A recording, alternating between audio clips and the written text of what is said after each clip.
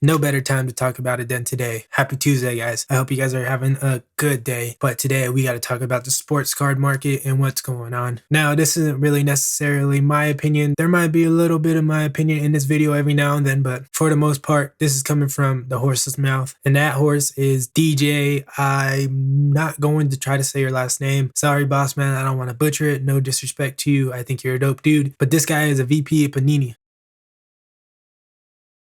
Really cool dude, solid dude. Seems like he really just generally wants to make this space healthier in this messy time. He's recently been going on these interview tears. He's been doing a lot of interviews lately, and recently he talked about the Target situation and how Target isn't done. It's just taking away baseball, football, basketball, and I think that's it. Maybe one more, because of it's not safe for the employees. It's not good for their brand. And, you know, honestly, anybody with two eyes can agree to that, because everybody knows Target is very bougie and classy, and that's cool. You know, to each his own. You can't hate on anybody else's hustle. But I mean, it makes a lot of sense. And he said that Target is not done. They're just taking a break to figure out the best way to go around it, which is cool. I mean, again, can't be mad at the store. You got to kind of be mad at the players in that one, because they kind of screwed it up for everyone. But, you know, it's whatever. And then he talks about Walmart. And Walmart so far has no appetite to cut out the cards, really. They seem to not care too much, I guess you could say. But again, you can look at Walmart's brand and Target's brand. You could 1000% see the difference. No hate to Walmart. No hate to Walmart. But I'm just saying, staying obvious. And then they always constantly ask him about how can you keep up with demand nowadays. And he says, well, we're not trying to keep up with demand nowadays, because he says he thinks long term, which is super dope, because that's really how I be thinking too. He honestly believes kind of the same thing I believe, is once this pandemic is over and all the dust settles down, the market is going to have a correction, because people's attention are going to go to other places. So hopefully within like a year or so, it'll be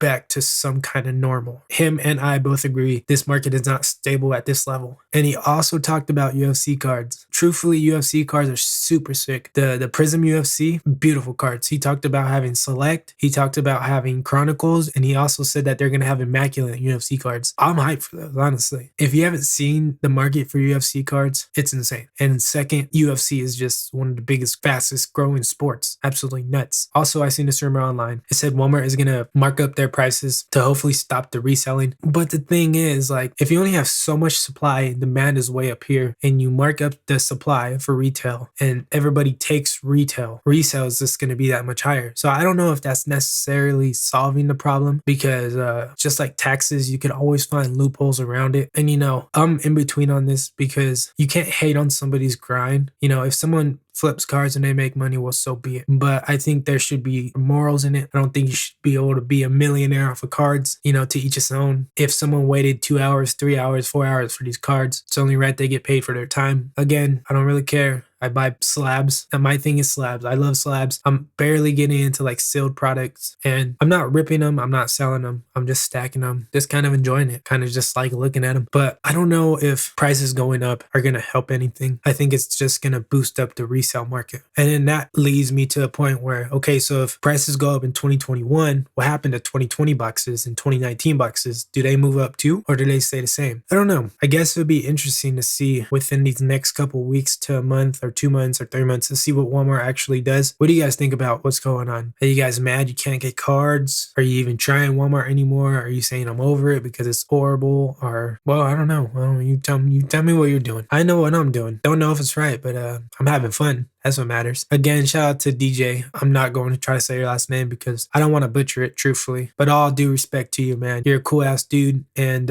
seems like you really just enjoy the hobby and you want to see a healthy hobby growth. So shout out to everyone at Panini, man. I enjoy listening to your guest appearances on podcasts, and I don't know. We'll see where the hobby goes. But for now, my name is Derek. We'll flip and drip, and I'll see you in the next one. Peace.